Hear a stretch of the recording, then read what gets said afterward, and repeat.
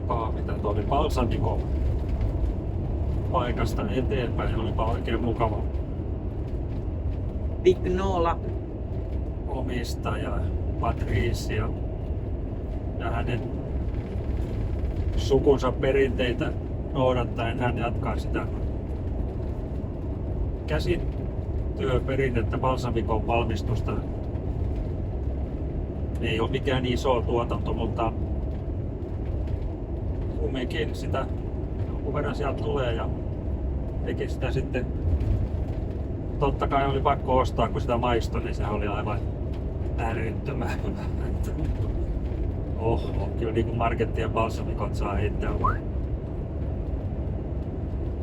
tämän jälkeen niin kuin menemään. Että, toki ei se mitään halpaa ollut, mutta kerran täällä nyt on, niin sitä sitten otettiin ja nyt sitten lähdettiin ajamaan kohti länttä. Mennään tonne sitten seuraaviin maistiaisiin. Eli Barolon viinialueelle ja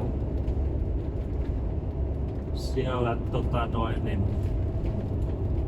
hyvät punaviinit ja sitten tryffeli paikkakuntana myös tunnetaan Alba ja Asti. Et siitä tänään. Siellä sitten varmaan pari yötä taas näissä agrikämpeissä.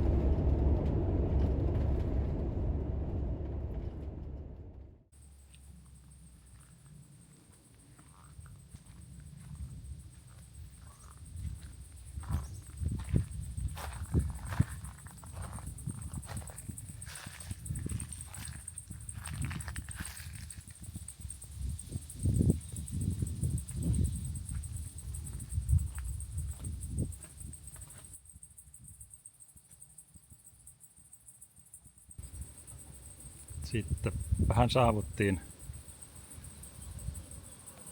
tämän päivän yöpaikkaan, eli tänne Astiin, Piemonten maakuntaa. Tää on lähellä Torinoa ja Alba on sitten tuossa vähän matkan päässä, mihin mennään sitten seuraavaksi huomenna. Ja Asti on enemmänkin kuuluisa varmaan siitä jälkiruokaviinistä. Niin, Asti Spumante, semmoinen makea. Kun sitten taas, kun siirrytään tuonne Albaan, niin siellä on sitten taas enemmänkin tämä Nebbiolo, Rypäle ja Barolo viinit on niinku se pääasia, ja sitten tryffeli on täällä se iso juttu niinku Alban Astin alueella. Ja täällä on sitten se tryffelifestivaalit ja kinkerit sitten syssymällä. Mut niin kuin näkyy, niin aivan mahtavat maisemat tästä Agricamper Emilio, mikä tämä nyt oli? Olisiko ollut Vada? Emilio Vada viinitilalla. Tähän heidän tuotantohallin edustalle saatiin autoja. Tästä on niinku suorat näkymät tonne alas Laaksoon. On kyllä upea paikka. Vetää ihan sanattomaksi, kun tähän pysähtyi ja näki tän. Niin en ole kyllä moista ennen nähnyt. Mut joo, lämmin päivä taas on. Yli 30 reippaasti. Ja tässä varjossa nyt, ja täällä vähän ylempänä tietysti pikkuinen ilmavirta käy, niin tässä on ihan jeppis. Näin. Illalla tuossa varmaan sitten maistellaan vähän heidän tuotteita ja katsotaan mitä löytyy.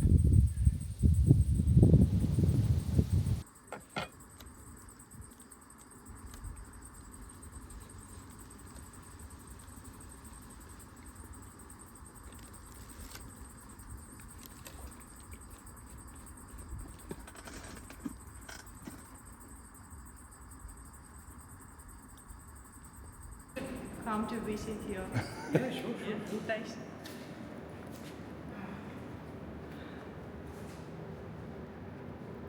Since the beginning when we started only 12 years ago.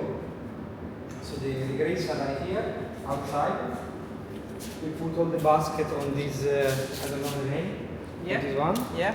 by hand. Yeah. The grapes go inside the crushing machine. Crushing machine crush the grapes, and then the grapes go into the tank to start the fermentation. Okay. So it's all natural fermentation. Natural fermentation. We use the yeast, it's not full naturally. Yeah. We use the yeast to start the fermentation. Fermentation is around 10 days, or for the wines that is superiore, aged in oak barrels, around 25 days, so a little bit stronger. Right, looking for some more powerful. There you go. Welcome.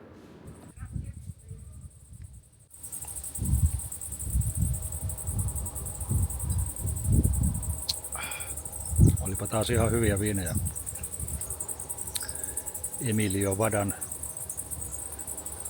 viinitilalta. Tämä on tämmönen artesaaniviinitila ja oliko heillä nyt kuinka monta hehtaaria muistaakseni? On 15. Olisiko 15 hehtaaria heillä on näitä rypäleitä täällä ja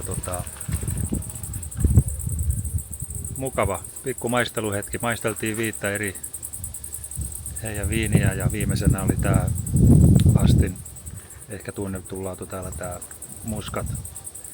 Ja tää oli vähän tämmönen niin kuin fritzante, eli tämmönen pirskahtava muskatti, 5%, jota maistettiin sitä viimeksi. Se oli yllättävän mukava kokemus, että kannattaa kokeilla, jos täällä päin liikkuu. Tai saisi sitä varmaan kyllä koto-Suomestakin. Mutta juu, tämmöiset viinit tähän kohtaan ja muutama pullo taas tarttu mukaan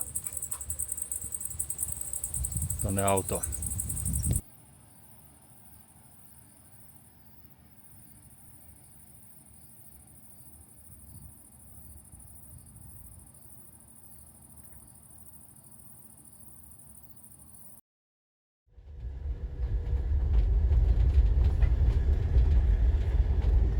Tästä vai?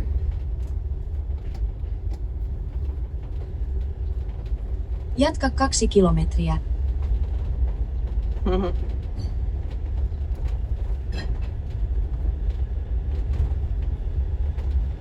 Helvetti, mitä teitä se nyt taas ehdottaa.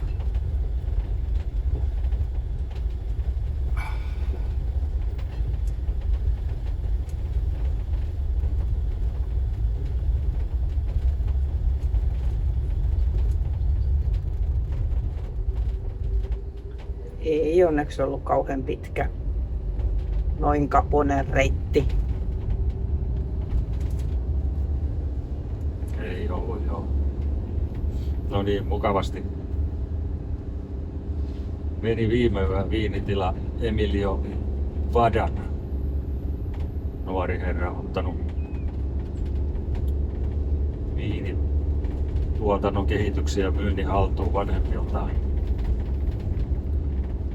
Ja saatiin nukkua siinä heidän pihassaan sitten, mutta olipa mahtavat näkymät kyllä tonne viinilaaksoihin. Se oli nyt se ensimmäinen, mikä niinku oli suu auki. Leukalattia tyylisesti niin joo, on hieno. Nyt me ajetaan tuohon Albaan ja tutustutaan vähän siihen kylään ja sitten sen jälkeen meillä on taas sitten seuraava viinituottajatila ensi yöksi. Perinteiset maistelut taas ja sitten otetaan ehtooksiin. Huomisesta ei nyt sit ihan vielä tarkkaa, että mihin päin tai päin on kyllä, mutta kuinka pitkälle. Jää sitten tämä Piemonte taakse ja voidaan lähtemään kohti varmaan Italian järviä ja sitten hiljaa kohti Saksaa.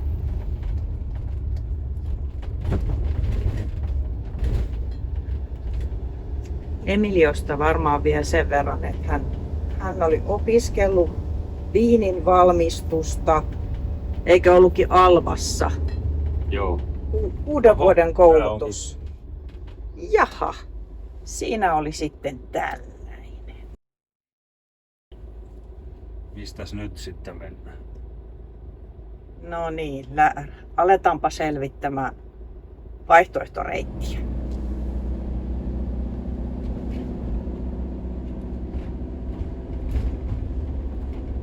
Taas on vauhtia ja vaarallisia tilanteita. 10% nousulla oli toi kieskonetus. Ja sitten neulan silmä oikeaan. Toi.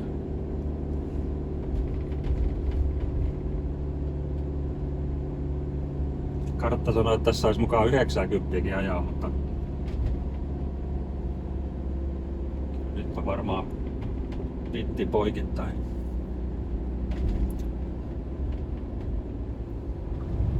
Käänny oikealle, sitten loiva vasen.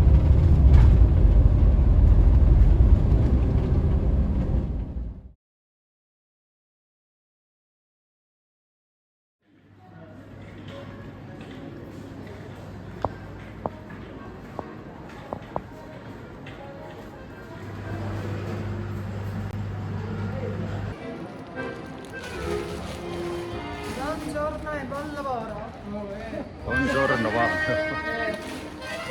Joo, nyt tultiin tänne Alban kaupunkiin ja ennen kuin mennään tonne sitten majapaikkaan. Nyt toi hanuristi soittelee tossa.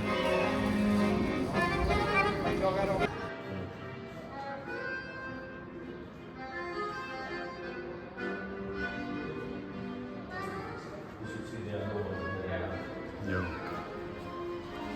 Kirkko keskellä kylää. Siinä sitä on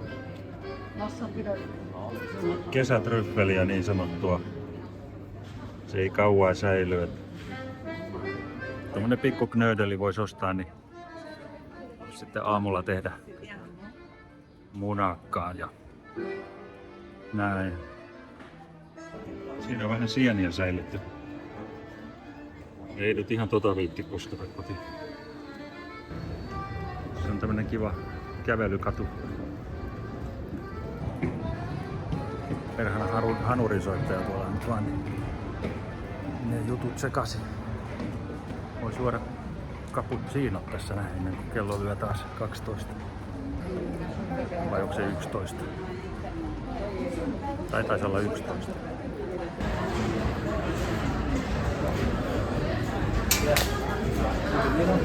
No niin, lasit.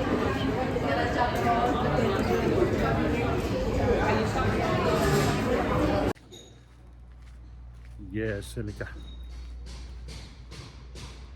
pikainen visiitti Albassa ja saatiin vähän tryffeliä matkaan, tämmöistä kesätryffeliä. Ei toki ole niin voimakas aromi tässä, mutta maistetaan. Käppäillään just tässä Pio Cesaren viinitalon kohdalla. Tässä on näitä heidän rakennuksia ihan molemmin puolin. Kohta ollaan tuo meidän parkkipaikka, joka oli muuten ilmainen.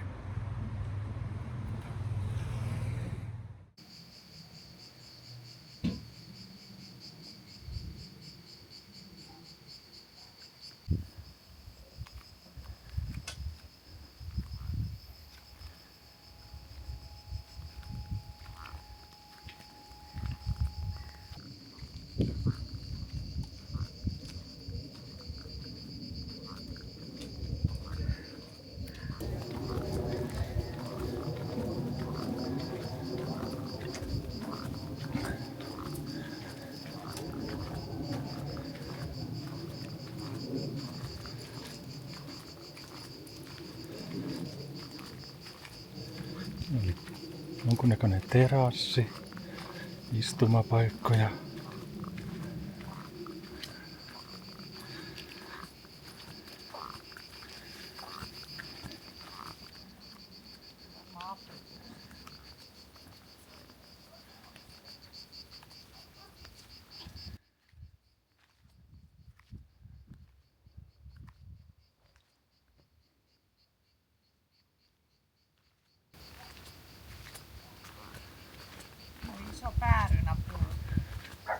Se vai. Sitten on saavuttu tämän illan äkrikämppärikohteeseen. Viinitilalle. Nyt en taas muista sitä nimeä. Laitan tohon. Kirjoitetaan se tohon alas. Niin tulee kerralla sitten oikein. Ja oltiin jo täällä hyvissä ajoin, kun toi välimatka nyt ei ollut kovin pitkä tuolta edellisestä paikkaa. Käytiin tuossa sitten Alban vanha kaupunki katsomassa läpi ja ajettiin sitten tänne. Käytiin Liiterissä tietysti vähän ostoksilla ja pikku käppäilyt tähän pienen lounaan jälkeen. Siihen tuli tommonen saksalainen pariskunta kansi. Varmaan sitten illalla yhdessä maistellaan talon tuotteita. Kuuma päivä taas, täällä on yli 30 ja tarkenoo. Koirat innostu siellä. Mut täällä me ollaan, oliko nää nyt hasselpähkinä? Juu. Haskelpähkinäpuiden varjossa ja viiniköynnösten vieressä tämä yö. Siitä onkin kivat näkymät. Taitaa penkki olla vaan. Se voi olla vähän kuuma. Lämmin. En suosittele istumaan. Joo. Tuolta ei nyt autolta ollut niin hienoja näkymiä kuin eilen meillä oli siellä Astissa, mutta kyllä kun täällä vähän lähtee kävelylle, niin on tää vaan hienoa seutua.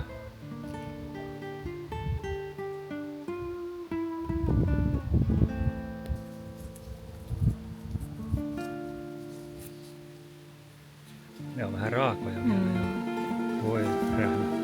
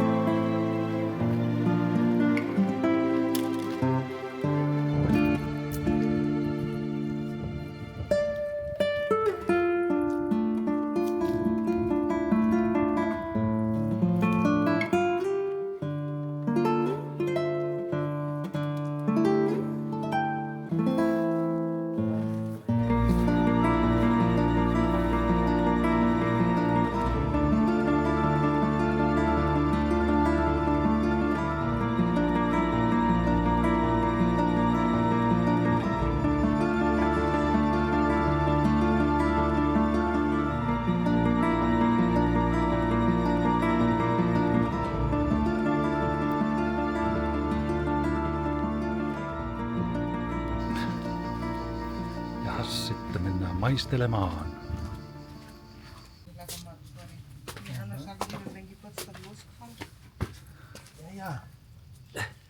Setz dich mal du gleich hin, mal ein Foto. Hello. Mitä?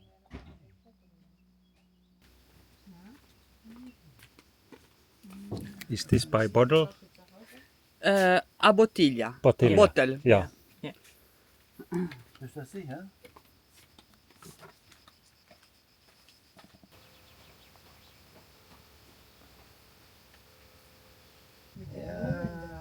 Joo, ei ne ainakaan ole mitään niinku äärihintaisia, että se on hyvä juttu. No, maku ratkaisee. Maku ratkaisee.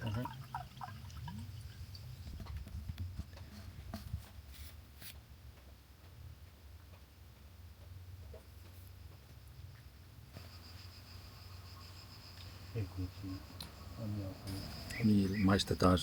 Tää oli Barbera de Alba Doc 2023. Ja on aina vähän tummemman punaisempaa kuin toi Nebbiolo. Mä tykkään kyllä näistä, enemmän näistä Barbera.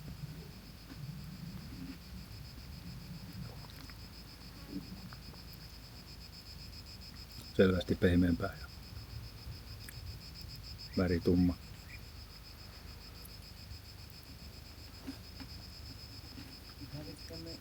Ei se mitään sanota, olisiko jonkunnäköisessä tynnyrissä kumminkin kypsynyt.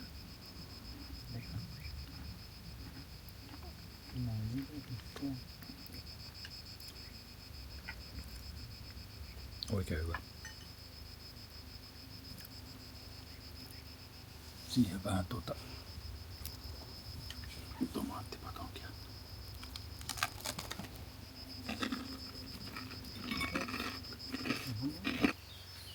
Mulla on tämmönen makutuomari tässä vieressä.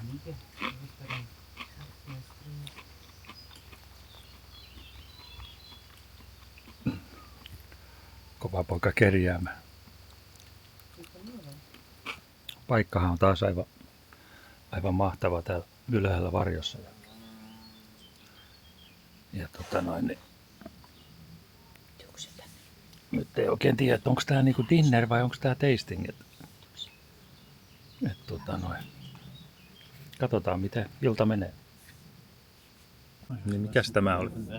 Tää oli mä näytän. Se oli tää 91, 93, 98 Propi Brut VSQ. Siinä on tämän perheen 3 lasta Elikkä edesmenneen isän kunniaksi. tehty ja heidän 3 lapsen nimeä kantava tämmönen Chardonnay 30 vuotta.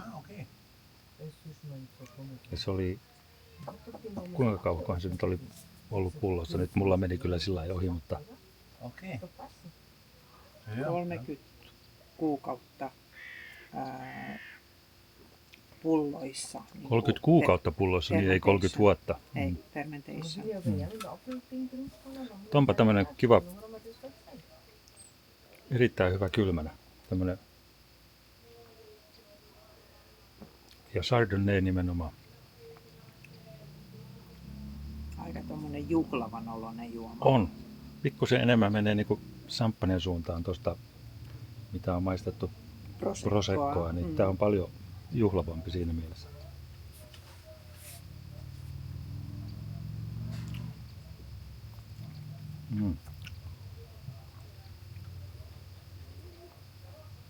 No nyt tää on niin kylmää, että hirveän vaikea nyt eritellä hirveästi noita tuoksuja. Sitten oli, mikäs tää oli? Tää oli Dolcetto de Alba, ei tää ollut Super, kun tää on Dolcetto de Alba Doc 2023. Oho, onpas.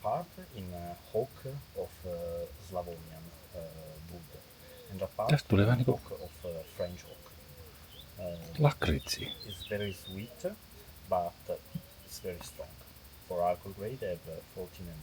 Mikä tästä tuli? 14.5 and Dolcetto Superior have 14.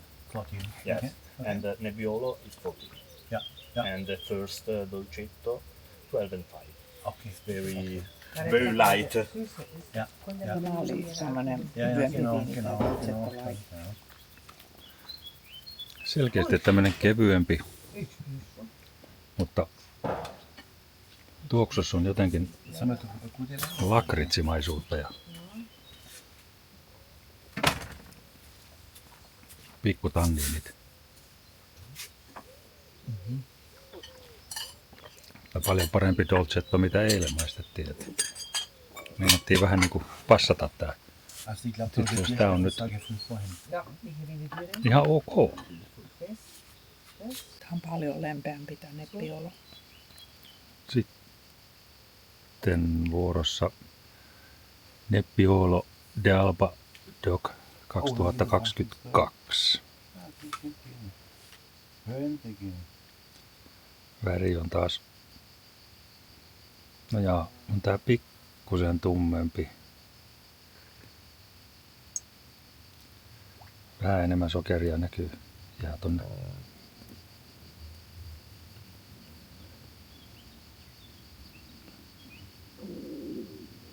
Selkeästi tulee jo tynnyri. Kuinka kauan sanoit, että oli ollut tynnyrissä? Muistaakseni? En muista.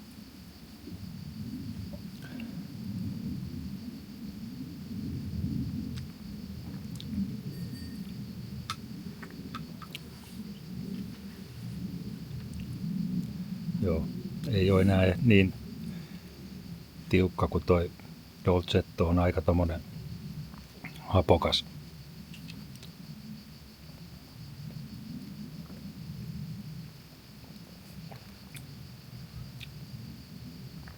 Tää on enemmänkin semmonen, mikä meikäläiselläkin menisi jo melkein jo ruoanlaitossa.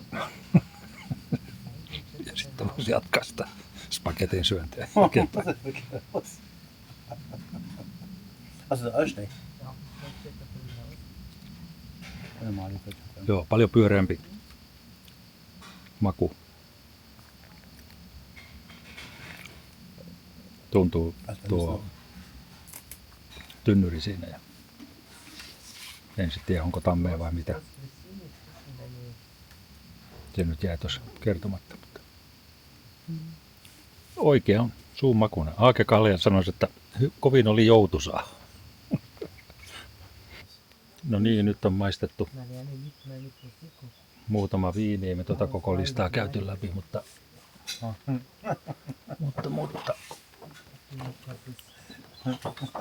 meidän suosikkia nyt oli tuo Nebbiolo de Alba ja sitten Barbera de Alba ja sitten tämä Propri Brut Chardonnay. Onko toi 30 kuukautta se on ollut niin kuin sitten pullossa kypsytettynä kylmänä erittäin hyvä oikein.